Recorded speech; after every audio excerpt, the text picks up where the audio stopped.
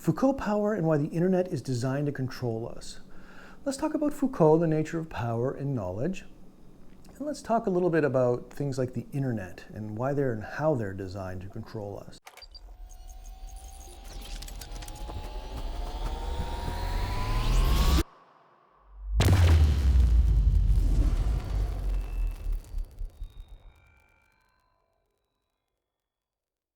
I'm back in the city. This is my city garage. It's not quite as entertaining as the garage on the property where we can go and do things. Kind of stuck inside right now. COVID is still an issue.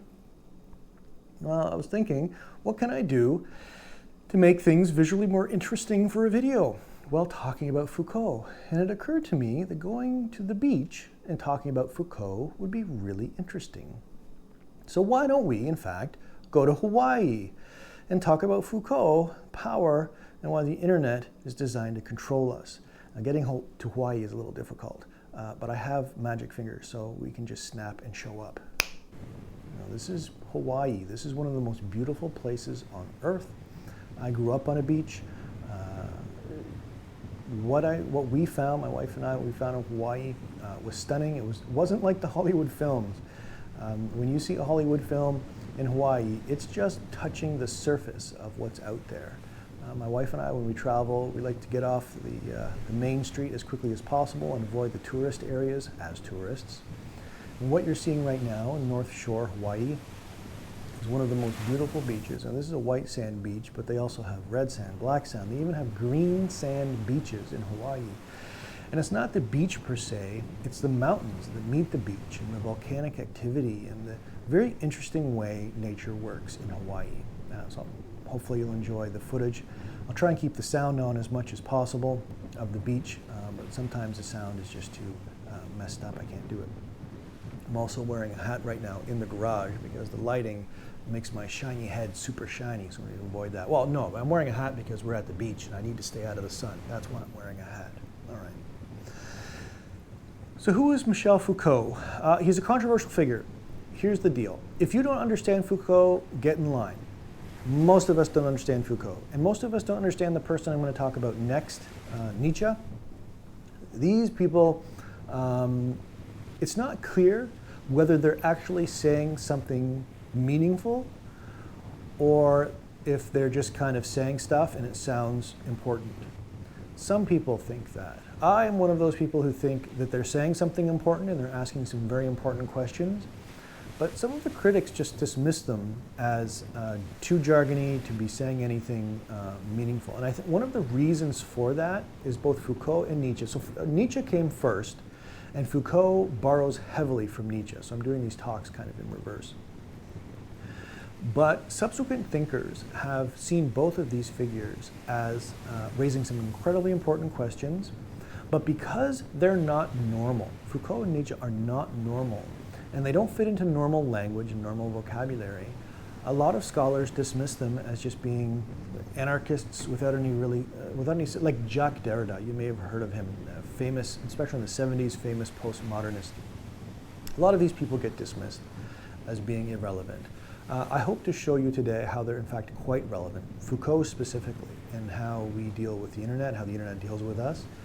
These people have important things to say, I believe. But again, I'll leave it up to you. Remember, if you do find them kind of incoherent as we go through, I'm doing my best to make sense of these things, but we should expect to not really fully understand what's going on. So if we can take away a couple of big questions from this, a couple of big ideas, we're in a good situation. So that's what we should aim for.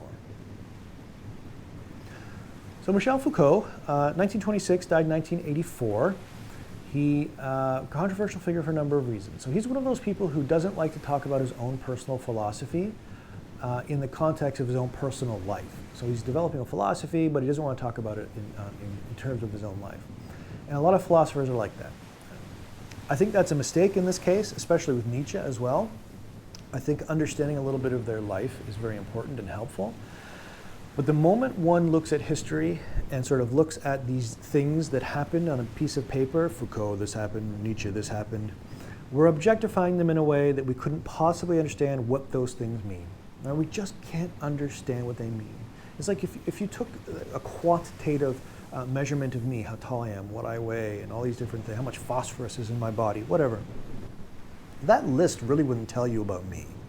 It would tell you these sort of fact, objective things about me, but it wouldn't tell you about me. And the same goes for Foucault. We have to be very careful in assuming that when we understand his history, we understand him. Having said that, it's worth just a couple of points. First, his philosophy overall is asking us, what is the relationship between power and knowledge? Specifically, power relationships, and how there's this constant dynamism between you and I, or you and other people, myself and other people, and whatever power is. We don't know what power is yet. There's this constant, these dynamics, or these power relationships. And he's also talking a lot about the nature of knowledge, or at least how knowledge and power relate. It's not clear what he means by knowledge, but we'll get to that. And ultimately, the question becomes, how are these things being used to control us? Negatively or positively, typically negatively. How are people trying to take our power to make decisions? How are people trying to control us, not just control us to get us to buy things or something like that, but to control us to the point where they make us different kinds of human beings? That's where he's going. His philosophy is that big. He's concerned with the idea that you and I are being made into creatures, crafted, molded into creatures in the name of power structures that may not have our best interests at heart, again, as we've seen with Chomsky, and we'll see with others. His own childhood, we know very little. Again, what was the phrase he used? Quote, a juvenile delinquent. He described himself as a juvenile delinquent. He described his father as a bully. His father would punish him quite harshly. By the time he got to university, there were a number of things that were kind of peculiar about Foucault.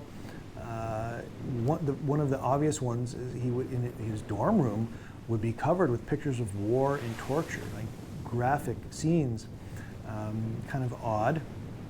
We're told at one point he chased another student with a dagger, seriously, not comically, seriously. Again, not having been there, I can't read too much into the situation, but that certainly seems odd. Perhaps one of the biggest of recurring themes in his life that we can look at and go, this is an example of a struggle, is his obsession with self-mutilation, torture, but suicide, which he would try a number of times. I think the first time he tried at university. Not feeling normal. He was gay, he was a homosexual, and in France at the time, that was not something you could talk about.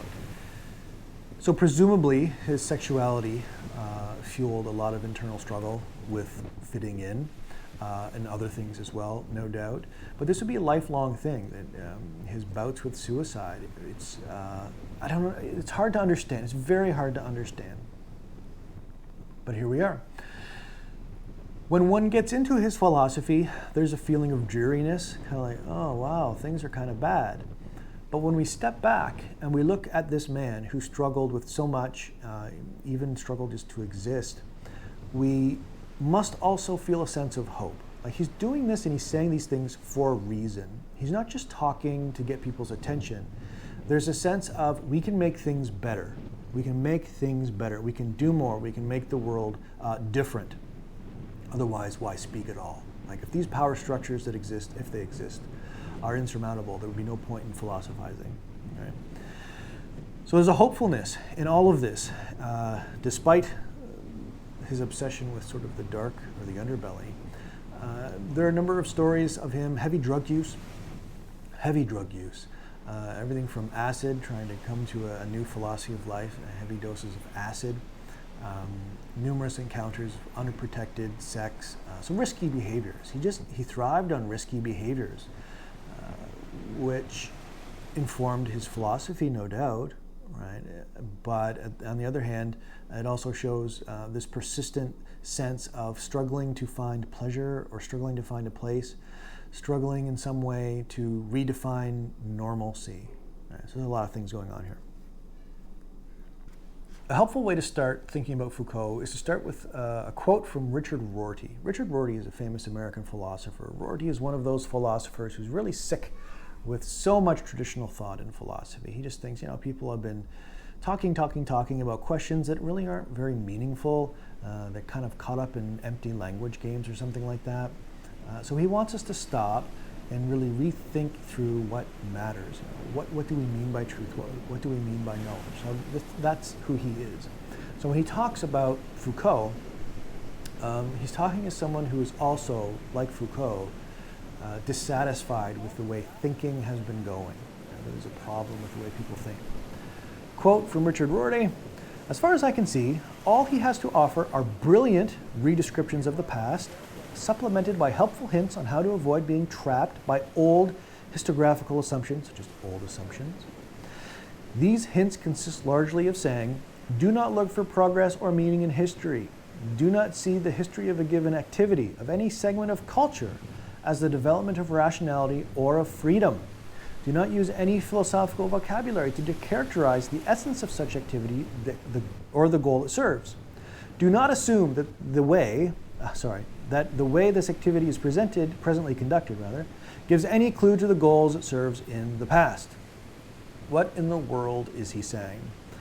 Rorty is basically looking at Foucault and saying, Foucault is problematizing things. Foucault is not trying to give us a new philosophy on how to live our lives. Foucault is not saying, and therefore this is right and this is wrong. Foucault is looking at history and looking at the present and looking at ideas that have changed. And he's saying, yeah, we've misunderstood.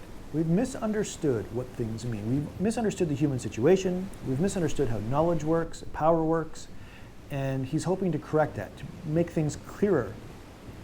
To do that, he needs to be destructive in a way, to say, these are our assumptions that we've always believed, and we need to stop. We need to push them back. And Nietzsche, Foucault is relying on Nietzsche for this. Nietzsche, who came before Foucault and will completely inform Foucault. In fact, it's sometimes very hard to see the difference between Nietzsche and Foucault. Clearly they're different, but Foucault relies heavily on Nietzsche, that we'll talk about next. And that way of thinking, of a clearing away, of starting over, of saying the values and the morality and the beliefs that we have are a mistake, that way of thinking exists in Foucault, and Richard Rorty is in seeing that. Don't look at history, he says. Don't look at history as a way of thinking about meaning and progress. What in the world might that mean? Well, if we take history to be the thing that we find in textbooks or on Wikipedia, history as an objective account of what's come before, okay, that's one way of thinking about history. But there's a much larger way of thinking about history that provides us a sense of meaning and purpose. A lot of people, to understand ourselves today, philosophers and otherwise, look at history as a way of saying this is what we are, this is who we are. So what have we done for the last few thousand years? How have we changed? How have we evolved? And from that understanding of history, we can make sense of ourselves today. We'll see this often with politics. When a leader does something really bad, somebody will compare a politician to Hitler or somebody like that. So they'll compare present leadership styles to historical leaders that have been really bad or sometimes really good, depending on the context. And Foucault says that's a mistake for a number of reasons, appealing to history or the past to make sense of us today. And the big one is the idea of progress. We seem to think that because of science and technology that we as a culture have progressed. And he's not clear that that's the case at all. And he's going to look at a number of situations to show, or examples to show, that this idea of progress, of, oh, we were in the Dark Ages, and now we're in an Enlightenment period, and now we're in a modern period, those jumps, those hurdles, are not steps up the ladder of progress in his view. They're ways in which the current power dynamic, whatever that is, the current people in charge, the current people with the loudest voices, that's just their way of describing things today. And it really has no greater merit than people before or people after. So at the very beginning, this whole conversation about knowledge and power gets pretty convoluted because we're not clear what these things are, big topics. Talking about history, okay. And we also have this idea of a man who struggles personally to make things better. And to do that, he has to be kind of violent to the past. He has to be violent to the ideas that you and I accept. And he's 100% getting that kind of way of thinking from Nietzsche. So why talk about Foucault? Because Foucault destabilizes dominant interpretations of life. An interpretation is just a worldview, right, or a take on life, and he's trying to destabilize them. And to do that, he's going to ask us sometimes pretty painful questions, but the purpose of this is growth. It's not just destruction for the sake of destruction. That's very important. So for example, he's often framed as being an anarchist, one who says no to rules. And indeed, that's true, right? He engaged in a number of risky behaviors in his own personal life. His philosophy, his scholarship is very risky. It's out there. And yet, at the end of the day, you couldn't call him a complete anarchist because he's working in a semi-structured, systematic way, right? You can't write a book without having some submission to discipline and some submission, well, he was very disciplined, to scholarship. So he's not just an anything goes kind of person. You wouldn't want to call him an amoralist, although many people have called him amoral, without a moral compass of some kind. He very clearly had a moral compass. It's just not the one that maybe people liked, or maybe one that could be defined easily. And this too goes back to this larger idea of a person that's very hard to pin down. So naturally, there are a lot of ways of describing him. So yeah, let's be badasses, as the phrase goes, according to Foucault. Let's break down assumptions and beliefs about life. Let's do things differently, and let's try and see the world a little more clearly. But at the same time, he accepts, like Nietzsche did, that you really can't say there's a fact without getting into some trouble. Now, here's an example. So behind me, I know it's a fact that there's a workbench, a couple of workbenches behind me. But what those facts mean in the real world, like for you as an example, the fact that there are two workbenches behind me doesn't really mean anything because you'll never use the workbenches, you'll never engage in them except in this conversation right now. But for me, what those facts of those workbenches mean, usefulness, right, productivity, convenience. In other words, there can be all kinds of facts about the world, but you and I don't connect with them objectively. We connect to them interpretively. So the video you're watching with the beach and the water, the beach follows rules, laws of nature, these objective facts, right? The water just doesn't spontaneously go straight up in the air, unless you're watching Moana or something like that, and all kinds of crazy, supernatural things happen. That's not what's going to happen when you're watching this footage at the beach. It follows rules. It follows rules, and there's fine, no problem. But human beings, like Foucault, we don't follow those rules. Our bodies do, or biological mechanisms do, but our thinking about life is far, far, far away from just following rules or following laws. Right? There's this very rich idea that language and history, our own personal experiences, change how we see the world. For instance, I have, more or less, the same eyes that I did when I was 2, but I see the world much differently.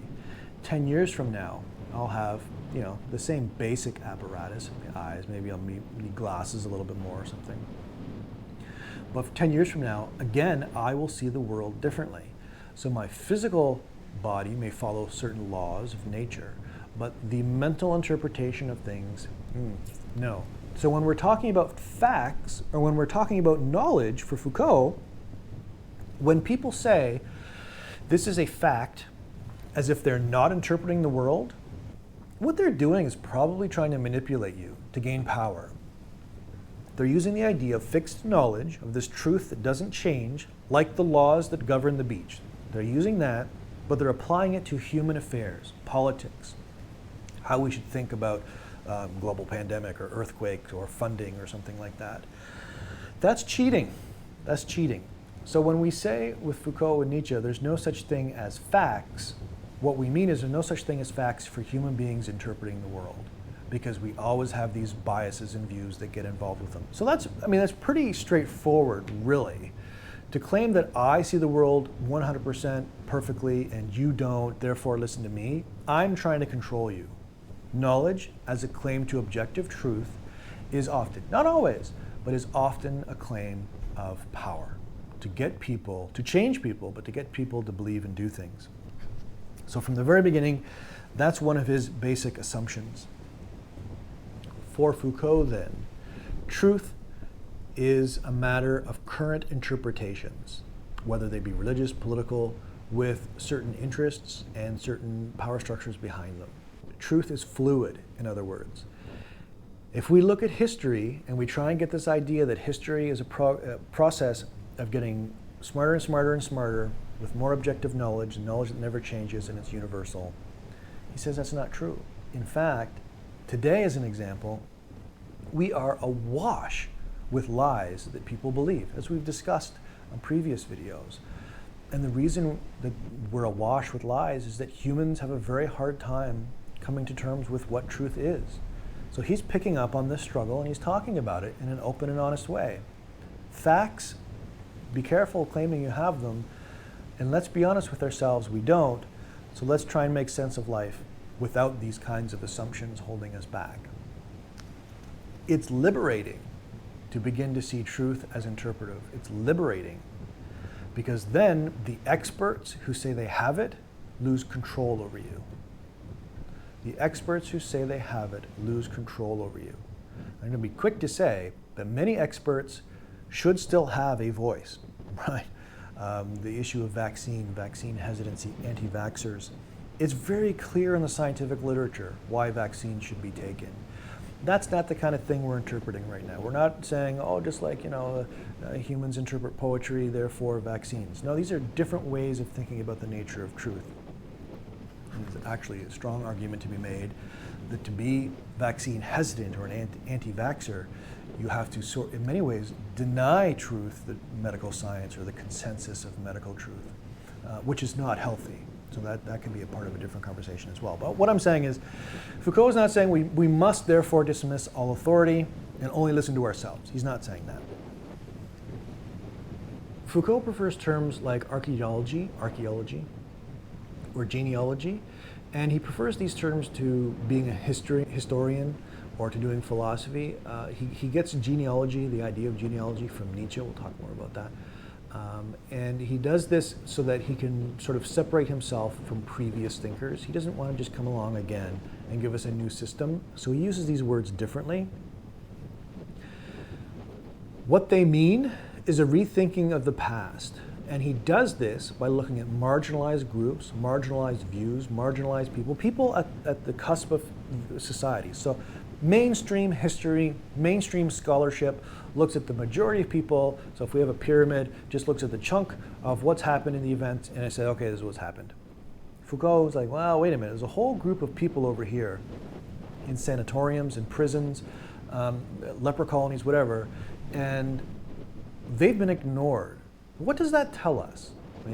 In fact, there are many people under this group, the larger group, many people that have been enslaved and held captive ideologies, literally tortured in the name of justice and whatnot. What does that tell us about progress, human progress, and learning about the truth? So he's going to do a genealogy to rethink knowledge and power. Nietzsche is going to do a genealogy to rethink the nature of good and bad and evil, ultimately to move beyond the idea of good and evil, but that's in the future. To finalize this idea of history, I'm going to say this. We need to be careful about begging the question. Begging of the question is assuming the answer or assuming your conclusion in your argument. So it's a circular way of reasoning, really. If we assume history is a rational product of a rational society, an enlightened society that understands and sees things clearly, we've made a lot of assumptions that Foucault does not agree with. And what is the basis of those assumptions? Well, the basis of saying that we're rational and enlightened is the belief that we're rational and enlightened. He looks at a number of examples to show that that's not the case. In fact, you and I are in many ways, as a society now, he thinks even more barbaric in certain respects than previous cultures. So we need to be careful about seeing ourselves as automatically rational in some way, as history being the product of rational scholarship. What we find instead is that history is a product, you've heard the phrase before, history is a story told by the winner. Right? History is a story told by the winner. And who's the loser? The group that was marginalized, genocide, destroyed, pushed aside, marginalized again. I like the word marginalize because it gives you that visual metaphor of being in the margins of a page, right? It's just empty. The page is like a border, and nobody wants to pay attention to the margins of the page because you always want to look at the content. And now we have Foucault saying, but if we look at the margins, we'll see that the content of the history of Western society is not at all what we thought, or certainly not like we thought. And that's important. It's very important. That's a metaphor, obviously. We're not literally looking at margins. We're looking at marginalized views, marginalized people. Knowledge and power go hand in hand. What do we mean? One of his phrases, power produces knowledge. Power produces knowledge.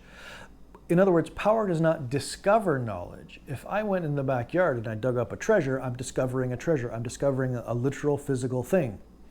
But the argument here is that, at least if not most of the time, certainly a lot of the time, whoever's in charge, who gets to speak, we saw this with Chomsky, whoever gets to speak and have a voice, they create the truth that other people hear. In a way, that's not a very controversial statement, except that we live in a culture right now that is obsessed with this idea that knowledge has to be fixed and that we can trust it, we can rely on it. We don't need gods, you don't even need ethics in many ways. You just need laws that respond to like human laws, that respond to knowledge. Right? It's just an obsession with the natural sciences. We have Foucault saying, be careful. In fact, power produces knowledge. It doesn't necessarily discover it. It creates it. The concept of power also draws our attention to a hierarchy. Some people have more than others. This is not a situation in which a certain group has all the power and the rest of us never have any. There's a constant play at work of power between my wife and I. As an example, we're in constant negotiation. You want to make this decision? Okay, I want to make this decision. Great. And back and forth and back and forth. But what we see ever so clearly throughout history is that some people, they don't want to have that negotiation of power. They want to have it all. They hoard power. And that becomes problematic. So when people hoard knowledge, or when people hoard the opportunity to speak about knowledge and truth, that too is an example of hoarding power. Power produces and controls information. So instead of using the word knowledge, maybe we should use the word information. If power produces information, and we're not really clear what this might mean yet, we're trying to get the idea, but if power is somehow deciding what version of reality we hear, then power ultimately controls others. Power controls you and I through our belief in knowledge and through the knowledge that we hear about. That is not what we're supposed to be doing as an enlightened culture, right? We're supposed to be in touch with the truth of the world, right? In touch with the truth of the world. 2 and 2 is 4. 2 and 2 has to equal 4. And if you're telling me 2 and 3 is 4, there's a problem. Foucault is saying it's not as simple as simply accepting the truth. Life is so much more complicated than simply opening up a Wikipedia page and reading the truth. It's far more muddied and violent in terms of power struggle and knowledge struggles. And the sooner we're honest about that, the better off we'll be.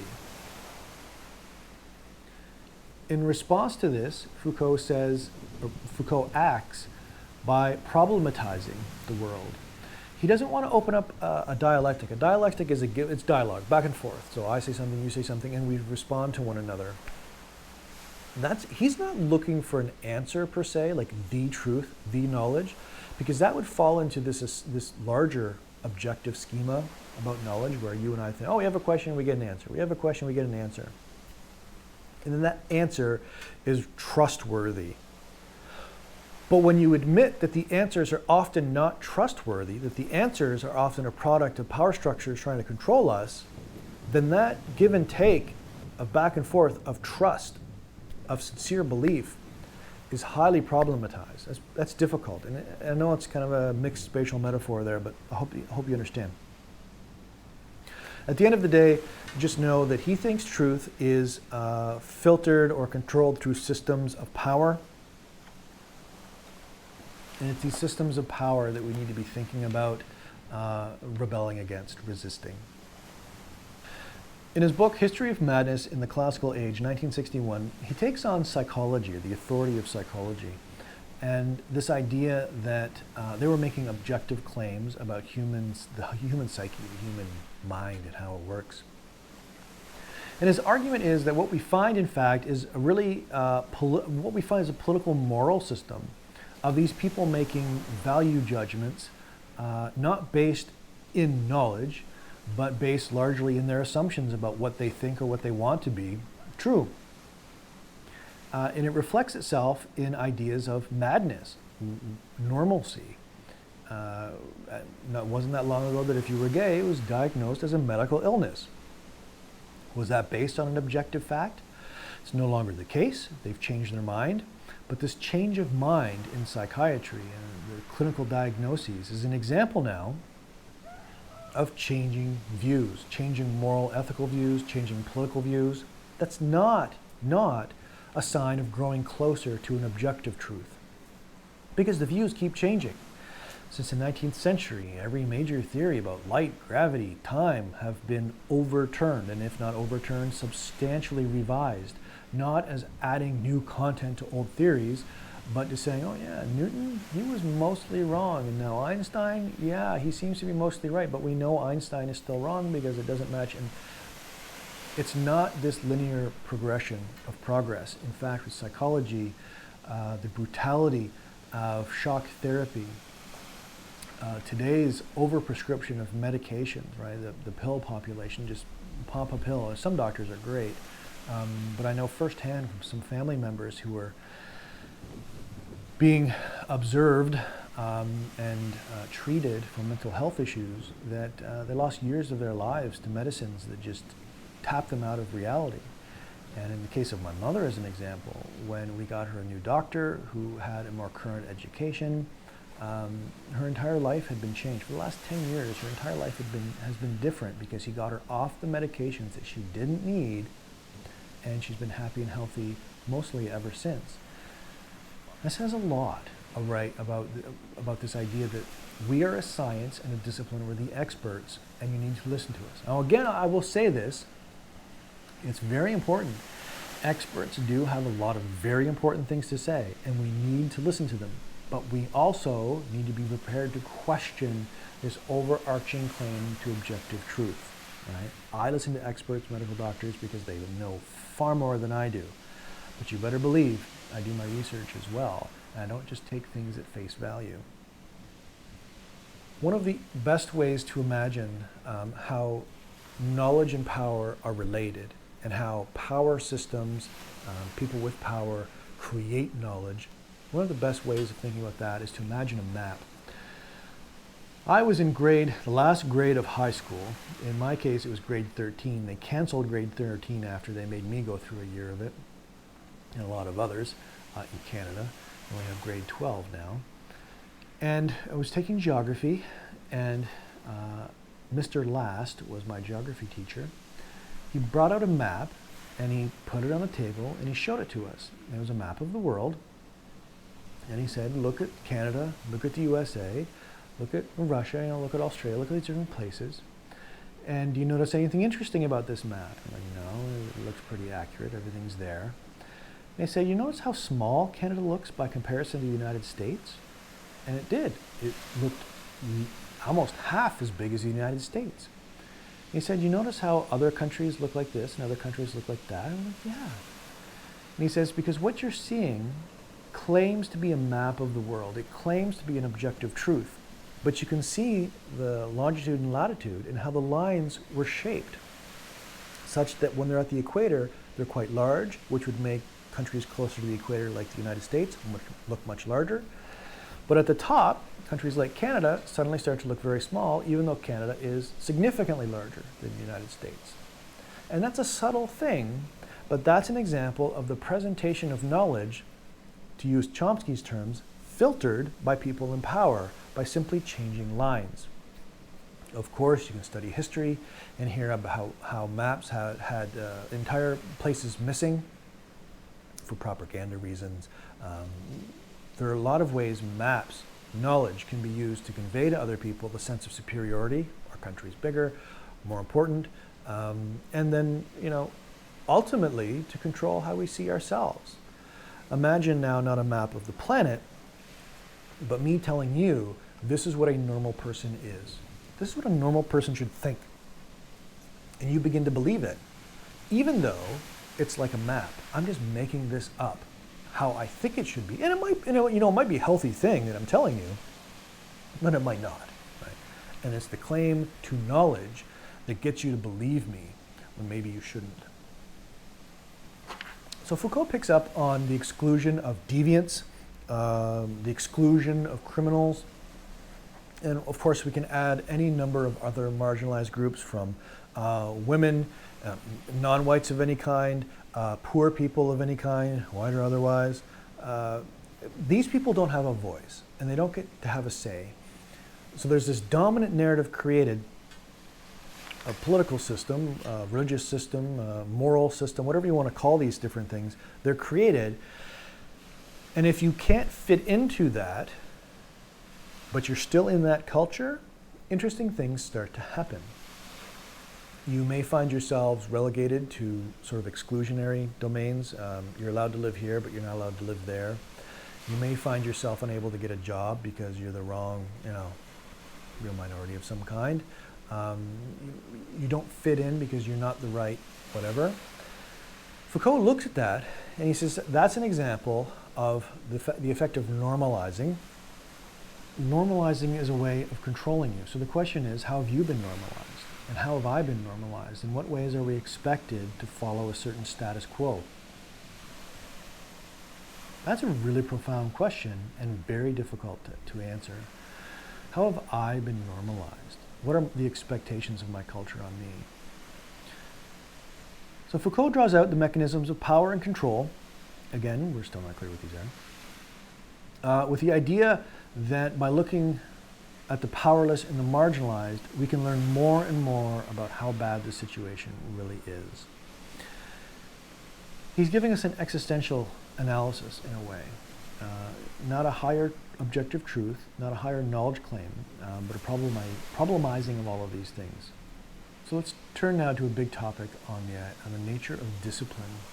So Foucault uses this term to talk about or to describe or to bring out power relationships and the dynamics or disciplinary matrix of these things around us, how they work, what they do. You might think of it in terms of literally how the military works, in terms of disciplining soldiers and getting them march in tune with one another, follow a tempo, to follow orders without questioning. And there's a hierarchy in which people at the top have the most power, and then people under them have less power, but they still have more than others. Maybe think of society like that, and you and I have to do certain things to proceed through the ranks. Now, if you're the wrong color or you're wrong gender or something like that, then there's going to be a cap to where you can go. But this is a general idea of discipline as a hierarchy of power relationships. And maybe it's not as healthy as it could be. Maybe there are some ways in which we really need to fundamentally rethink our disciplinary relationships or our disciplinary matrix. Foucault argues that discipline was invented as a way of dealing with abnormal or dangerous populations. You may well imagine, if you're a mayor or you're running a country even, that if a bunch of Foucaults were to come in and start doing Foucaultian philosophy, not thinking normally, not doing what other people are doing, that would have the appearance of destabilizing society, which is not something that you want. And that would certainly have an impact on profitability in corporations. Companies don't want people coming in and doing their own thing. They want people to fall in line. Well, dangerous populations in terms of, it could be in terms of anything, not just ideas, but the wrong religion even could represent that. In the US, we're seeing continually Republicans and Democrats perceiving the other as an existential threat to the survival of their country, right? They see these people around them, as genuine threats. The mechanism of discipline, again, whether it's in a militarized context or in your life context right now, it works today most effectively not by imposing power from the outside in terms of torture, punishment, or threat of death, although that still exists in many parts of the world.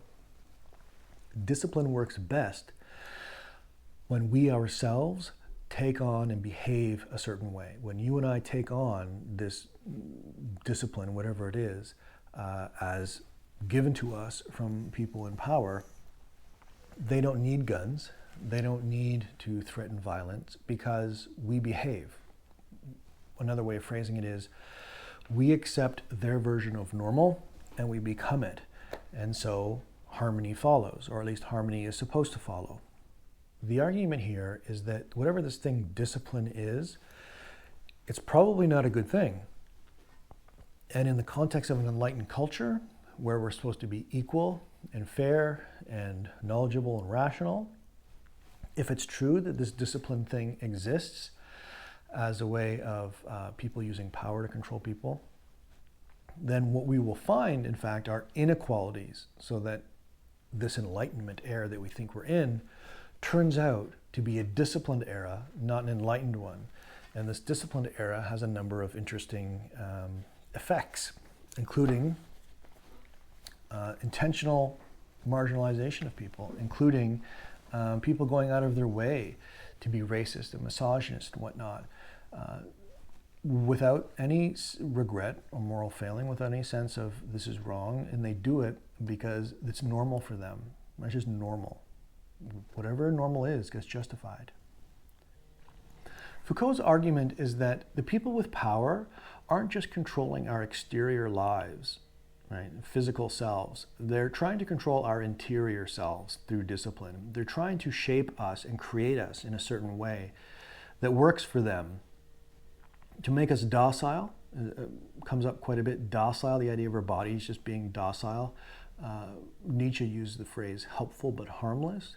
This is, I think, largely where Foucault is going. He sees power structures as trying to make us helpful, taxpayers, helpful, we cut our lawns, helpful, we follow rules, but harmless. We don't challenge things. We don't challenge the status quo.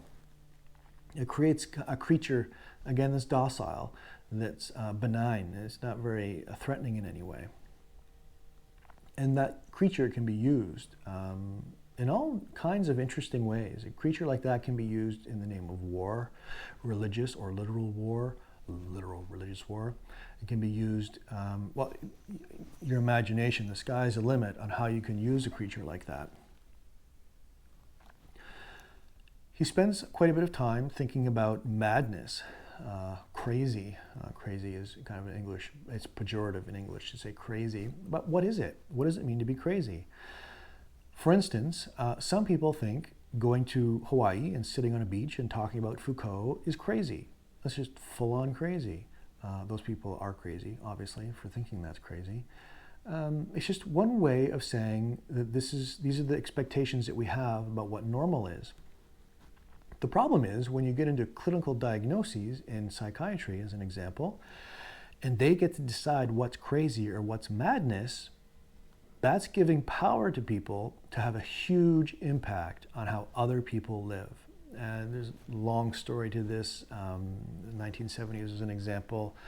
A lot of debate still exists regarding the credibility of people being able to make up definitions of normalcy in a clinical perspective or otherwise, and the dangers involved in giving people the opportunity to say, this is how we ought to act. And Foucault's picking up on that, no doubt, because Foucault himself had a very hard time fitting in and being normal. That seems clear.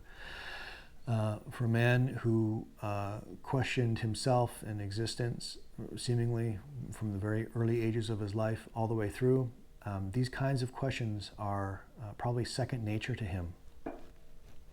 What does it mean to be normal?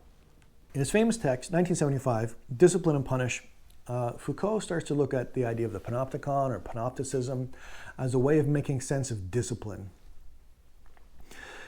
Discipline, again, to summarize where we've kind of been hinting, discipline is control over behavior, control over people, to create and sustain and defend normal. So discipline is creating people, right? To be a certain thing. And we can maybe robots or soldiers, but that's too simple, right? We don't feel like we're robots or we're in the military or something like that. So we don't really tend to gravitate to, oh, that makes sense. But maybe these examples that we'll talk about now help you imagine these are the ways in which, or to see the ways in which you're being disciplined, controlled, normalized. So, start with a big question. What does it mean to be normal? When I took my children, I took my first child, so he's 4 years old, he's now going to school, or he was, now he's 8.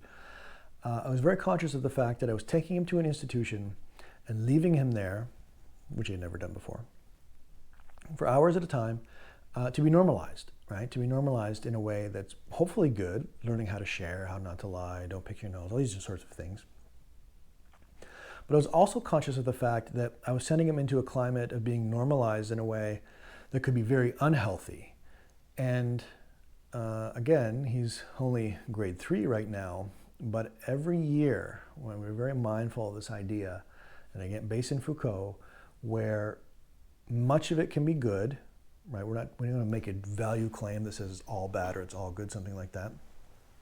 But if he's right, it's dangerous because normalizing has traditionally meant that you find your place in the world because you're told where your place is in the world, whether if you're a woman or, again, visible minority, whatnot. But let's look large scale. In Iran, what does normal mean if you're a woman or if you're gay, right? In Canada, what if you're a woman or you're gay? Australia, Cuba, right? You go to each of these places, and what normal is for being a woman or being gay is quite a bit different, right? It could be the difference between life and death in Iran versus, benign, who cares in Canada kind of thing. Do what you want to do, open liberal society versus, a potentially frightening situation. Normal is not a universal category. That is, normal isn't an objective concept. It's a matter of interpretation. And that doesn't devalue whatever normal is. If anything, it raises up the importance of thinking about normal because it's not something you'll find in a textbook. It's not something you'll find in Wikipedia. And it's not something you can let people arbitrarily tell you, right? So this is Foucault. They can't come and tell me because I'm gay in France, even though at that time didn't connote, they can't come to me and tell me I'm abnormal, although he certainly felt it, right? I'm going to read a quote now from Discipline and Punish. The judges of normality are present everywhere. We are in the society of the teacher judge, the doctor judge, the educator judge, and the social worker judge. It is on them that the universal sign of the normative is based, and each individual, whatever he may find himself, wherever he may find himself, subjects to it his body, his gestures, his behaviors, his aptitudes, his achievements. Page 304, end quote. The judges of normalcy are everywhere, and you and I submit to it not just intellectually, through years and years of being trained, militarized, but our bodies, our gestures, how we dress ourselves, the tattoos, piercings, whatever, all of these things reflect what the judges will have us do. This is, in a way, such an obvious point that its significance is hard maybe to initially discern. Of course the judges are everywhere. But remember, the judges in this case are telling us what is the case or what normal is without justification. It's just a party line. It's just, well, this is the consensus of people that say what normal is. And the moment you undercut that credibility of normal, you begin to realize there's a whole world of infinite creativity regarding what normal could be. And especially for those who've been marginalized, maybe they deserve to be let free, to be themselves. So the word Panopticon comes from a Greek myth, a Greek word for all-seeing. I think it was a giant with 100 eyes or something like that. And he looks at the actual architectural design of a Panopticon built by designed by Jeremy Bentham. Bentham never had a chance to build one. And he looks at this building as an example of how we can think about discipline and how discipline works for everybody else. Now, this building is a prison, And it's designed in a way to get people to embrace self-discipline. What do I mean? Here's a picture. Look at the picture. And imagine you are in this cell. You're in one of these cells, hundreds and hundreds of these cells, and you're all by yourself, you're cut off. You're fixed in a very specific space, in a very specific time. You are being controlled, right? Now, they could have hundreds and hundreds of guards watching each of us. Let's say we're all in the jail. We have hundreds of guards watching each of us. Or they can have a single guard tower in the middle where all the cells that are open. You have no privacy. You are the constant focus as the subject. There's no curtain that you can close to say, oh, let me go away. Now think of this in terms of the internet, right? So think of this prison, this panoptic prison in terms of the internet, where you have no privacy anymore and you're constantly a subject of people looking at you. Okay, so we're in these cells, no privacy, and we see the guard tower. And what they want from us is to behave, not to hurt ourselves, not to wreck things, not to cause a rebellion, whatever. You can have a single guard in the tower watching all of these cells, which would be ineffective. But the moment you put blinds on it, or today one-way glass, immediately an interesting thing happens. The inmates do not know when they're being watched, but they know they could be. So they don't know they're being watched, but they know they could be. With that very simple move of anonymous observation, hierarchical observation, so there's somebody with power watching you, but then this other thing, not just hierarchical observation, but this other thing of you should be normal. So the second one is normalcy, fitting normal. With that anonymous observation, you take on best behavior that they want. You take on normal. Now, for the first day, that might be a little awkward. Being in prison, it's not fun, I would assume. The second day, third day, fourth day. But by the 30th day, I bet you just instinctively act as if you're being watched. And you behave, I bet. And that's the power of discipline. Nobody's coming to your cell with a gun. Nobody's coming to your cell with a water cannon. They simply let you think, hey, we're watching you. You don't know when. And they let you know what they want you to do, the standard of normalcy, and you do the rest. That's the mechanism of discipline, where you and I, constantly being watched, behave in a certain way. Again, we're not in prison, but we live in a surveillance culture. We live in a culture where there are cameras everywhere. I was blown away when we learned that our laptops have cameras. We knew that, obviously. I was blown away when we learned how the NSA and other surveillance departments had free access to the content of our cameras. I was blown away at how little society seemed to care. Yeah, there are some articles written on it. Google NSA, surveillance, NSA, Edward Snowden. I mean, just look into any of these things. It's everywhere. We as a culture know we're being watched. Our privacy, we're in these cells, we're fixed in space, and they can look at us whenever they want, and they use that information however they want. All of this comes down, again, to understanding the power relationships at hand and how you and I respond to them. Let me read this. They are like so many cages, so many small theaters in which each actor is alone, perfectly individualized and constantly visible. Hence the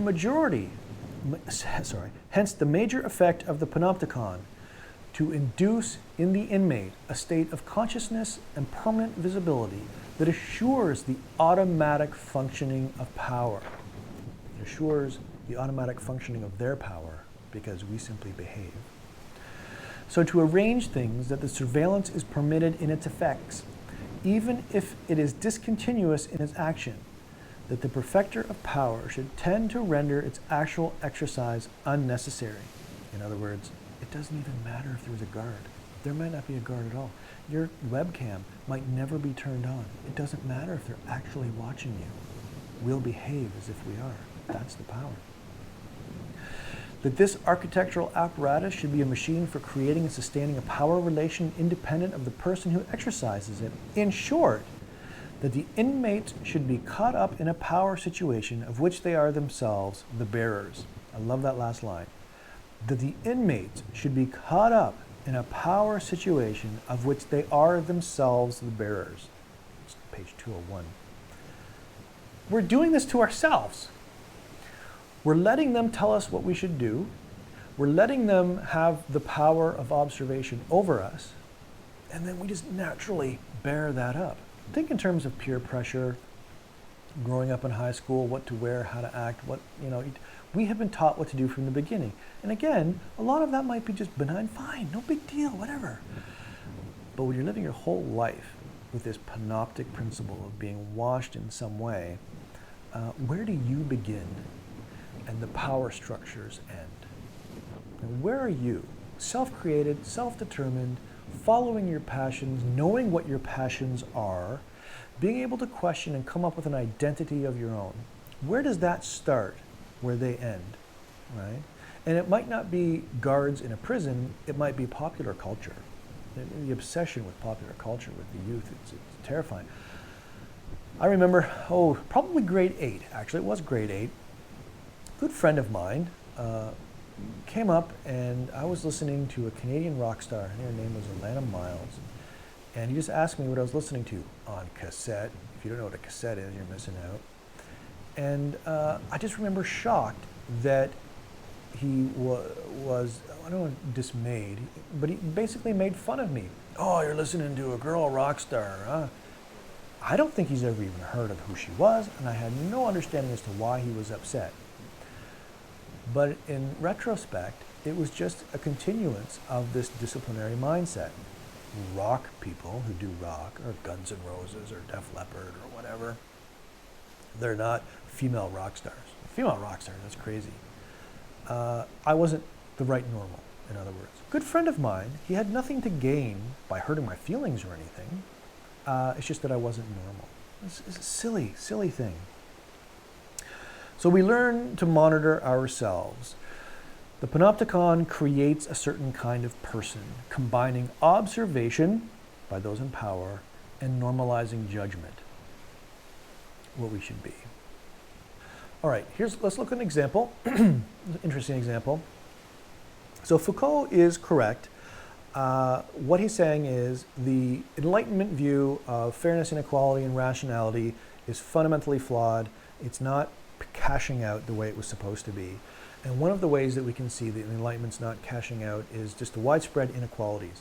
That power is not shared equally. Power is not shared equally, and it's getting worse. And we can see that in terms of money, right? The haves and the have-nots. That's an easy one. But what about in terms of the law?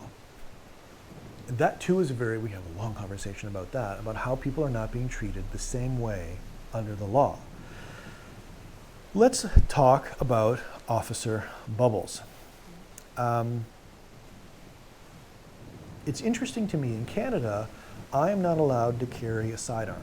I'm not allowed to carry a firearm, pistol-size firearm, and I certainly, if I was carrying a shotgun up and down the street, I'm in a lot of trouble. But police officers are. In fact, they're expected to carry firearms. And if you're part of a SWAT team or some other sort of higher up in the hierarchy police force, you can have automatic weapons, like big, crazy automatic weapons. I remember when I was working in a maximum security prison as a counselor. I was an inmate, no, I'm kidding, I was a counselor at Millbrook Maximum Security Prison, and I remember the guards that came to, one of the people there was kind of a mob person, and they were going to testify in court, so this person needed to be protected in transit. And the guys that showed up with guns are these plastic, like next level, like sci-fi guns. It was crazy. Never seen anything like it before. This was years ago. And I'm told, I wasn't there, but I'm told they just flew down the highway, like breaking all the rules. In other words, some people in culture can do things and have privileges that other people in culture cannot. And we accept that as sort of a payoff basis, right? We accept that giving them more power than we do ourselves, being able to carry guns, is a win-win situation. But here's a video of Officer Bubbles. Watch it, and then we'll talk about it. Like bubbles. Cute. people smile. My name is a mystery. Oh? No, I have nothing to hide. If the bubble touches me, I'm going to be arrested for assault. Do you understand me? Bubbles. Yes, that's right. It's a deliberate act on your behalf. I'm going to arrest you. Do you understand me? I understand. Right, you're going to be in handcuffs. All right? You either knock it off with the bubbles. You touch me with that bubble, you're going into custody. Right? I'm putting it away. Right, thank you. But I would also like to know. You want to bait the police. You blow that on me or that other officer, and it gets in her eyes. It's a detergent. You'll be going into custody. I understand. Do we understand each other? I do. I would And put it appreciate away. I am doing that at this moment. Right. I would really appreciate Discussion's it over. if you could treat me with a bit of respect. I just did. I just did. You got what you deserve. You got my respect. Right? I don't feel very respected. I'm just That's terrible. trying to keep you happy. My heart bleeds. Mine too. Right? I'm here. Put it away. Right. Knock it off. For $1 billion, they could have got someone with a better attitude. Yeah, okay. Thanks. Yeah, that's right. Okay. She hasn't done anything, and you can talk to her in a very polite way. I was You could try it. It's called professional. Excuse me?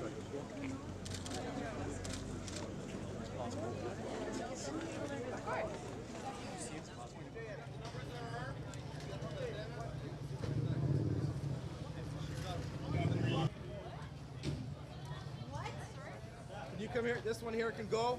The one in the blue can go over here.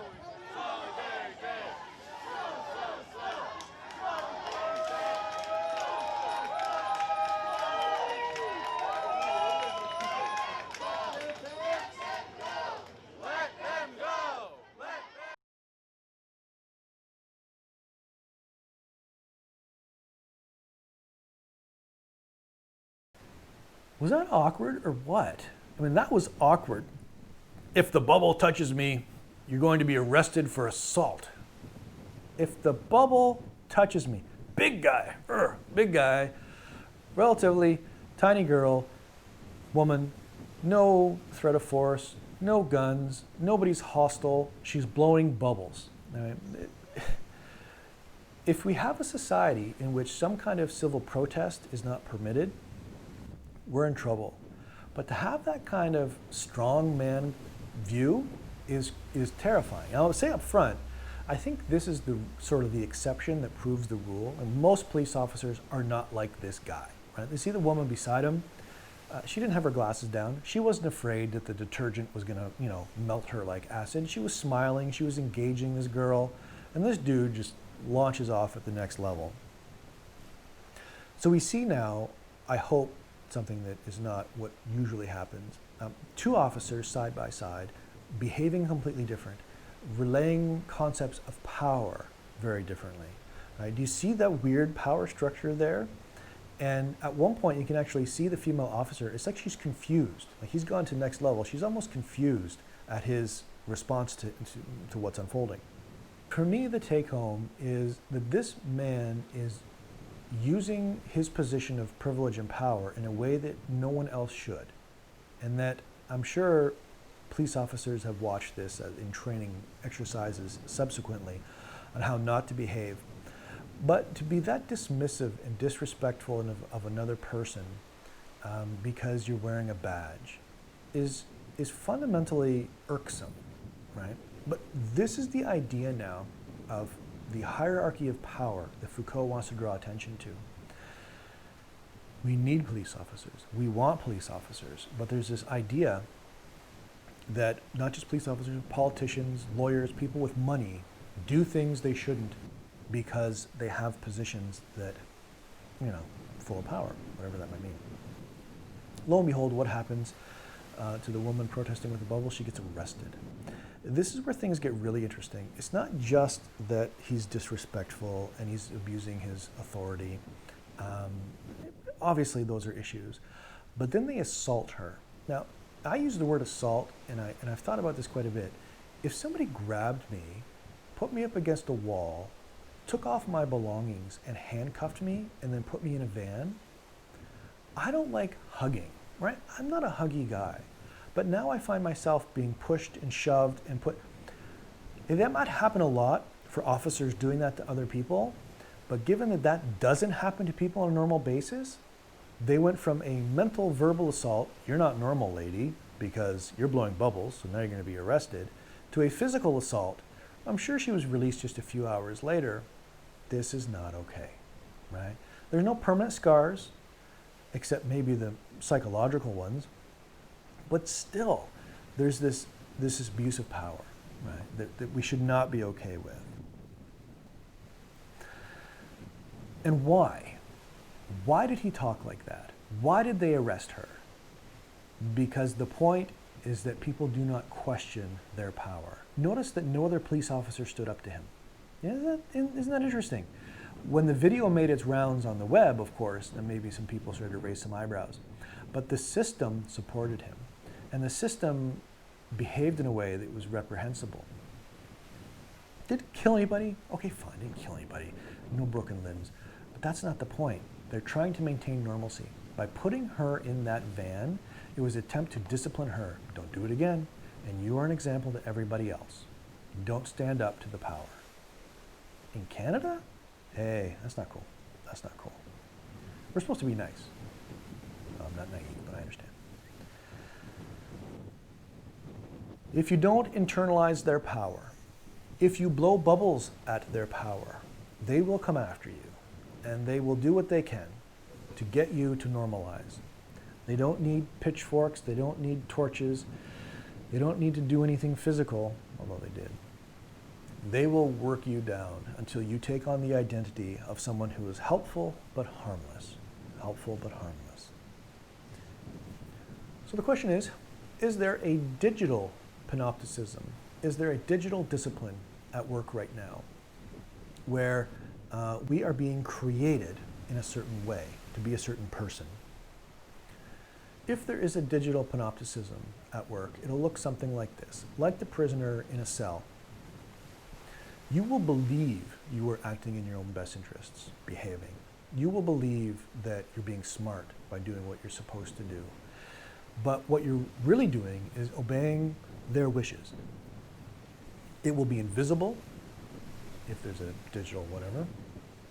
It'll be subtle, but it will condition how you perceive yourself, how you value yourself, and how you act in the world, if it exists, if it's there. Simple questions, ways in which sort of the digital ether, the digital world are being used to discipline us. Employers using software to track which web pages you go to while you're on the job, right? You're afraid to search the wrong thing, even benign things. Obviously not bad things at work, but even benign things you'd be afraid to search for them because you know your employer will get upset. It's an example of how discipline also controls us in time, right? Every minute is accounted for when you punch into the employer's clock to when you punch out. Is there keystroke information being saved somewhere? You got to wonder, right? Where's this information going? Who's watching what I'm doing? And again, when you're on the clock for an employer, you're supposed to behave, but there's a lack of trust, right? They don't trust you to be responsible. They don't trust you to be honorable. And it creates this sense of mistrust in you. Because when people don't trust you, you have a hard time conveying that same sense of trust elsewhere as well. Think about all of the fake cameras, security cameras being sold on Amazon, right? All the fake cameras being put up around, or real cameras as well, to get people, oh, there's a camera, so they behave. You know? And it's great when you want to stop thieves, but what about the rest of us who aren't thieves, now surrounded by cameras? Does that condition the new normal? I'm told that at one point, and I don't know if this is true, that Fitbits would still send data even when you weren't online after you had used them. My phone, when you get a phone or you get there's some other device and you sign up and you sign your life away, I mean, you're not reading all the legal jargon, pages and pages of legal jargon. But at one point, Google sent me everywhere I'd been and everywhere I'd gone, how long I spent there, when I was there. They sent me a map, a virtual map. And it was like, wow, that was interesting. So they're following my phone everywhere I go. Obviously because I gave them permission. No doubt I could turn that off. But I was also getting messages to rate all the restaurants I'd been to and the places I had gone to. They wanted from me more information. Now that's benign, right? I've used the word benign too many times. That's neutral, right?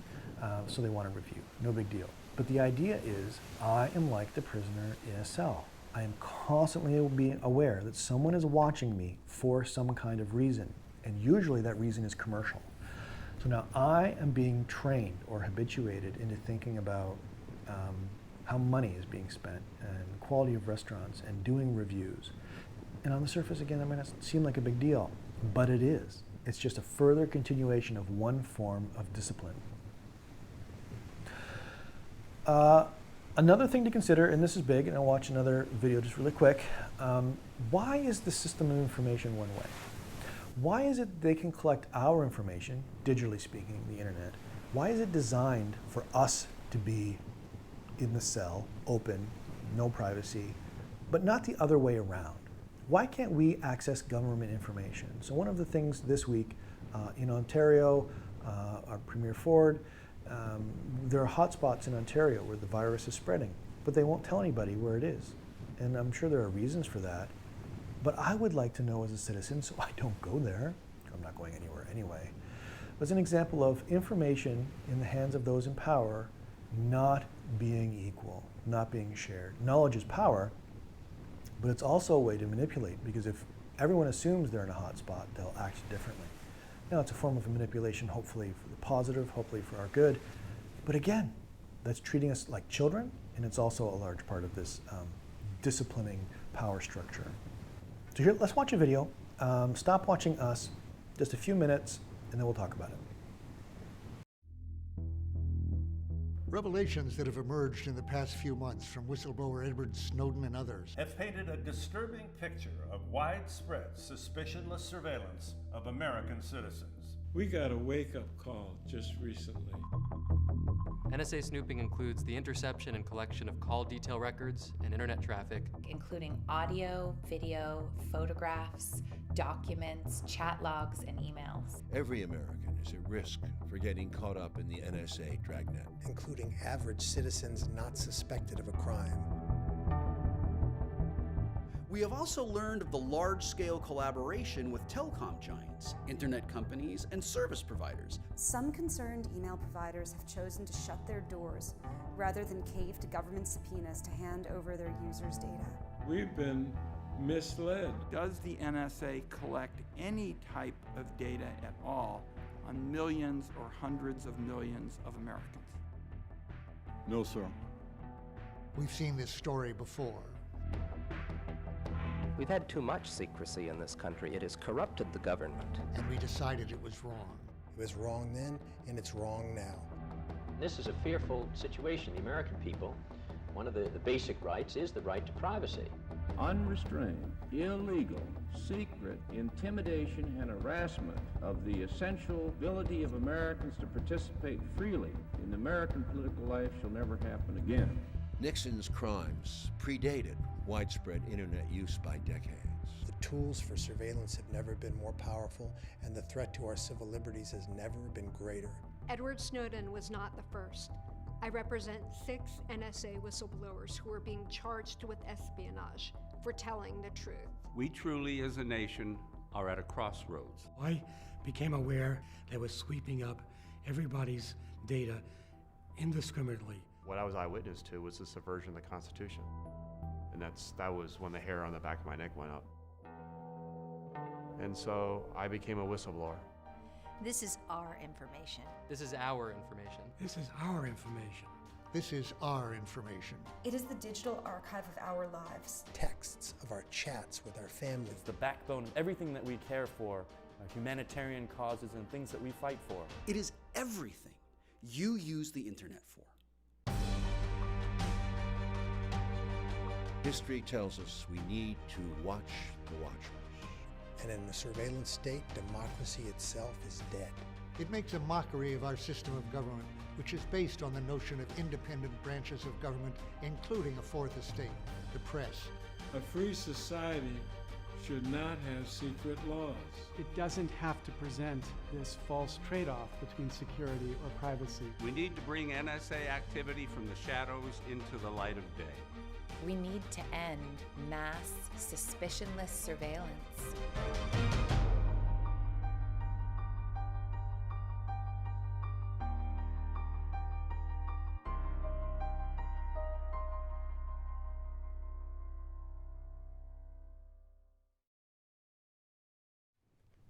So this is an interesting video for a number of reasons, and I think it helps us understand Foucault quite well. Mass suspicionless surveillance. So the idea is if you're a criminal, right, you go to a judge and you get a warrant if you're a police officer, then you can watch this person. But when it turns out that governments and specifically tech bodies are doing what used to require warrants, but now they're just so prevalent and people use them regardless. But now that they're doing that, there's a real concern now that your information is being used. It's being used to make money. You're not making money. You could make money on your information if this was a fair system, but it's not. So they're making money off of you. They're also programming algorithmic software to follow you and to try and get you to buy certain things. Okay, so that seems neutral, not a big deal. But again, we're creating a much larger picture in which these systems are at work. Moreover, we're learning that these systems of surveillance, encouraged by Google and Facebook and everybody else, the people who run them lie to us. The people who are in office lie to us. This is, again, it's not a debate. It's so easy to find. I encourage you to go find it. So they're lying to us, which is another example of using knowledge. Their knowledge of the truth being used to manipulate us. That's also incredibly dangerous, right? To treat us, we talked about this with Chomsky, fake news. The power of the lie is to dehumanize, to take away our free choice, our ability to make reasoned decisions on our own. So Foucault has some good grounds to be annoyed by the current disciplinary matrix, the power structure evident in the internet, the use of the internet, especially the big tech companies. What's interesting about the video is, yes, it's true, it's annoying they're lying to us, it's dangerous they're lying to us, it's immoral they're lying to us, and they're taking our information and using it.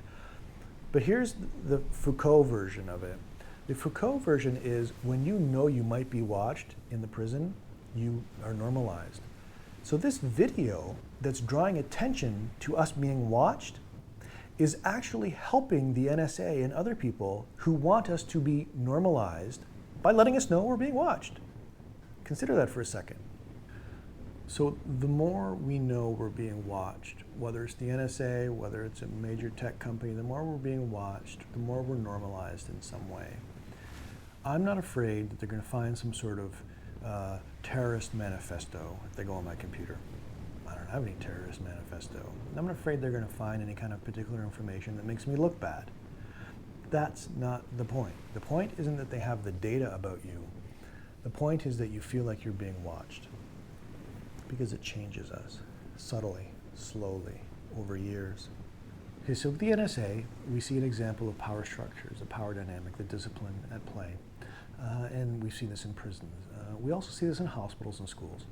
An example of a hospital one, when our first son was born, he had meconium aspiration syndrome. So when we're in utero, before we're born, if we breathe in the substance that's around us, a little bit is fine, right? It usually clears out in our lungs. But if we breathe in too much of any substance that's there, it will fill our lungs. So when we're born, we may be born perfectly healthy, genetically fine, but we can't breathe. And that's the case with our son. He couldn't breathe. So they put him on a high frequency respirator, in a certain gas. All of the technology that actually ended up saving him was developed within 20 years of him being born. When this was going on, we didn't know if he was going to live or die. And there were a number of days where they were warning us, this is a serious situation. This is the sickest kind of baby that we get. And, at one point the nurse said, this is the machine that's keeping him alive, keeping him breathing, and it's burning out. We've ordered replacement parts, but here we are. If he doesn't get better, So suffice it to say, it was an interesting time. We went to visit him one day, and the nurse told us that a new doctor was doing rounds last night. I guess there are a number of doctors in the ward. They take shifts, obviously. And she proceeded to tell us about how he was a new doctor that just graduated, and he wanted to take our son off the respirator. Although, in her judgment, after she had been a nurse for years, that was a terrible idea. And in fact, we had been told that he would be on the respirator for quite a while. So this was quite a maverick move by everybody's judgment, that this newly graduated doctor was testing out something that could have been really quite harmful. And she's telling us this almost with a sense of, I told you so, even though she was standing beside the doctor as she allowed him to go ahead with it. Now, she has to allow him to go ahead because she's a nurse and he's a doctor. She has years of experience. He's green under the gills, right? He's new to this. And she knows, and it seemed to have been pretty common sense, everybody else knew, you don't take a baby off a high-frequency oscillator, it's not going to end well. But he did it anyway. And it draws home, or brings to the surface, this inherent tension between healthy, good choices, smart, and a need to obey inherent power structures. Now we need these different hierarchies. We can't all have equal power all the time. Experts who have more medical training should have more authority in their domain or in their fields. People who work on cars and know how to fix cars should be fixing my car. I should not be fixing my car. This makes sense. But in this particular situation, it was astonishing to see and to hear. Why would she tell us this? It was so frustrating, A, that we weren't there to protect him ourselves, that nobody asked us what we wanted, and B, that she knew the right course of action, but because of, in this place, a missensed power structure, why didn't she go to somebody else? Why didn't she go higher up? And why tell us? We couldn't do anything about it. So our teachers tell us what it means to be human. Our politicians tell us where to vote, what not. We learn from pop culture, our doctors, what normal is and how to be successful in life, to be good. Churches and Hollywood, of course, fill all these things in. And then we become accomplices in these power structures. We enforce them in other people as well. The wrong taste of music, well, you'll hear about it. You want to listen to a female rock star? Well, I'm going to chastise you. Foucault contrasts discipline with three traditional forms of power. He tries to get a better idea of how these things work. So let's go over these briefly. So some of these older, they're still evident in the world today, but less effective. The first is the power of exclusion. This draws a very clear distinction between those who are in the club and those who are out. Those who are normal and acceptable and those who are marked as bad. So the typical example is the leper colony, right? Healthy people here, unhealthy people over there. We could also do heretic, witch trials, you name it. You're the right or you're the wrong. It's a very clear thing here. We see that in politics today. We see that at football games, right? We see this power of exclusion. Once upon a time, city walls would be needed to keep the barbarians out, or the sanitarium was used for the people who were crazy, and they may have had legitimate mental illnesses, or they may have been Foucault and just been kind of abnormal and thinking differently. You never know, right? Are you excluded? Are you being excluded? And is this a system in which health can flourish, right? Because of these systems of exclusion. I remember going to a yacht club once, and I just wanted to go look at the boats. These are $200,000, $300,000, $400,000 boats. Boats are very expensive. And there was a big gate, and there was a big gate door. And I looked at my clothes, and I realized I was dressed middle class. And I looked at the boats, and I just instinctively, they won't let me in. I'll get arrested trying to go down there because they're the physical gates, trying to protect your assets. But there's that sense, right? You're just the wrong kind of person to go there. As I felt, whether the people there were legitimate like that or not, I don't know. The second one, so you get the power of exclusion and us into them. The second one is the power of spectacle, which creates a feeling of solidarity and unity among a population by getting them to look at or watch a symbol, a solidifying power of some kind. Maybe a football game and the jets fly over, right? These jets, these big, powerful machines. everybody looks at them and you feel that patriotic spirit, the strength of your country in war, what have you. Or it may be a king's vestments, right? A king's garb as a symbol, a crown, right? Wearing a crown, right? You think about a crown, you don't think, oh, that's a nice decoration. You think power and authority. That's usually, traditionally speaking, at least today, we see crown, we think like, I don't know, tiaras or some other thing. We don't think that, but it's different. The idea is that you get people to associate with power, right? You get them to buy in, to be encouraging of power. Once upon a time, that was public execution. If there was somebody who was deviant, you wanted to show people your power, you did something gruesome, so you hung them. The witch trial is an example. The hanging, the burning, witch burnings. You strangle somebody and then you burn them. Like, that's just messed up. But you did it in the name of getting buy-in to encourage that normalcy, right, of other people. So the more graphic, sometimes the better. Now, Foucault argues that public executions actually went out of style because they started to let people give speeches before they were hung on the gallows. They made gallows speeches and they would, they could all say all kinds of things, and then people might begin to actually feel bad for these people. In fact, some people might start to rebel that this person up there is being hung unfairly, unjustly, that the government was corrupt. So they stopped doing it. What initially was a way of disciplining society, getting them to buy in to your power, when that stopped working because people were, the power of spectacle wasn't working in your favor, well, that's why they stopped doing it. Some people will argue, well, today, as an example, in Canada, we don't have capital punishment anymore. We used to. We don't have capital punishment anymore. And one of the arguments by many industrialized nations who no longer have capital punishment, where they kill really bad criminals, is, we're enlightened. We don't do that anymore. We don't inflict physical punishment or pain like that anymore. And, you might be wrong and whatnot.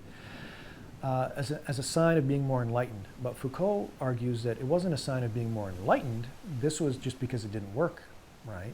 Now it's more effective to discipline people by getting them to take on these new standards of normalcy. It's much more effective than hanging people or poisoning people. It's not a sign of greater rationality or humanity, right? That's just a lie. If they wanted to have a greater sign of humanity, they wouldn't have spy agencies spying on us, and there'd be all kinds of other changes. That's just a cop-out, so to say. So, power of exclusion, the power of spectacle. When you get people to feel solidarity with the power, that's good. When people feel solidarity with the victims, the people who are being dehumanized or the marginalized, that's bad. And Foucault is just picking up on that. Again, another simple point, really, it's kind of obvious, that has some pretty big implications. The third one is inquisitorial power. Now, inquisitorial power is basically the power to investigate you. Foucault points out in France, I don't know the dates on this, at one point at least, there could be an entire investigation into whether somebody was guilty of a crime or not that didn't even involve talking to the person, right? Unless they wanted to torture them. If they wanted to torture them to get information, then it would involve the person. But there's this, the concept is people in power are so above us that they're not even accountable to us in any way. And they just do their own thing, then they tell us the result. It's crazy. So again, there's this idea of some people have the power to pry into your life, to find out information about you, to investigate you, but you don't. The big tech companies, the internet companies, have the ability to pry into our information, any information about us, but we don't. That's an imbalance in power, an unfairness, a monopoly. And that's our new normal, of them just taking what they want and doing what they want with it. Utterly unacceptable, but a symptom of an ongoing disciplinary matrix, power imbalance that's existed probably, obviously from the beginning. So the power of spectacle and exclusion make us an enemy, show us that we're wrong, show us how our normalcy isn't normal, and try to revamp it. The power of inquisition forces us to label ourselves as wrong, right? Because they found something in our information and they've decided that we're bad. Well, if the judges decided it's bad, maybe it is, I don't know. You can resist, right? In your own life, there's always that possibility of resisting in some way, unless it's a totalitarian system. But if we've embraced the discipline, we won't resist, right?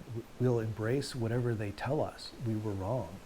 And the discipline that works from within, we'll believe is for our own good, right? So they looked into my life, they examined my life, and they told me I don't watch enough Netflix, so I better watch more Netflix. I mean, it's an absurd example, but you get the idea. I didn't buy an expensive enough car. I'm just buying a cheap car. I need to buy something more expensive. Oh, bad examples. Again, disciplinary power to make us useful to the world but harmless. Disciplinary power that dehumanizes us, makes us constant perception, in constant view as subjects. They're always watching, fixing us in space and time, breaking us into manageable pieces. Now, this is a tricky part. I'm not sure that I really understand Foucault fully on this. But everything about this disciplinary matrix, even our body movements and how they work, he sees as an example of an expression of these power relationships, these power dynamics. Everything gets broken into manageable pieces, things that can be managed by people in power. Tamed. Maybe tamed is not the right word. Time is money, we know that. But when you and I become measured as models of efficiency, in which our own daily tempo has to match the efficiency model, like our very sense of time matches the industrial complex around us, that's odd, right? That's odd. Where every minute becomes accounted for. Soon, one can imagine how, because of the digital apparatus in which we live, the internet, the ether, that they could map every moment of every day of what we're doing, even if we're working at home, and then they would pay us accordingly. You did the right thing here, we'll give you $5. Oh, you spent 2 minutes brushing your teeth, you didn't get paid for that. And right down to the nanosecond. You can imagine a future in which we are so heavily disciplined, like extraordinarily complex military system. Well, we just stop being people, and we just become the machines. Some concluding thoughts on Foucault. So Foucault's clearly not your traditional philosopher. He stood outside the normal.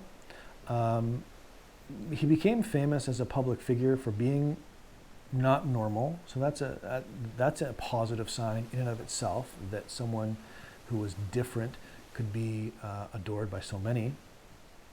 In terms of the internet, I think his idea of discipline and power has a lot to say, going forward especially, regarding how we think about tech companies and what we allow them to get away with. We can be thankful to Foucault for questioning what it means to be a human being, because that's essentially what he's doing. He's questioning how we're being made as people and these different forces that swirl around us, conditioning how we see ourselves in the world. Again, Foucault has no interest in giving us a map to live by. He's simply saying that the map we accept right now is a distortion, and that by accepting the map that we're living by, normal, we're giving our power away.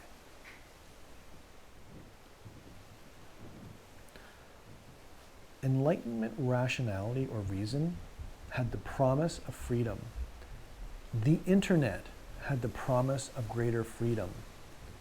Foucault saying, but haven't both of them, obviously not the internet, he died before the internet was a thing, but aren't both of them actually ways in which these institutions, these power structures, have learned to control us in more and more persuasive, and I would argue, insidious ways? There is a battle to be waged over power, but he's not going to tell us how to do the battle. We need to figure out how to fight this battle in our own context, in our own personal ways. But now that we know there's a challenge to our own choice making and personhood, we can resist. And that's the take home, or one of the take homes. Even if we are still vague about his analysis, the bulk of what he's saying seems to be pretty self-evident in the world. So now we can resist. We can be more free simply for having recognized that these systems are in place.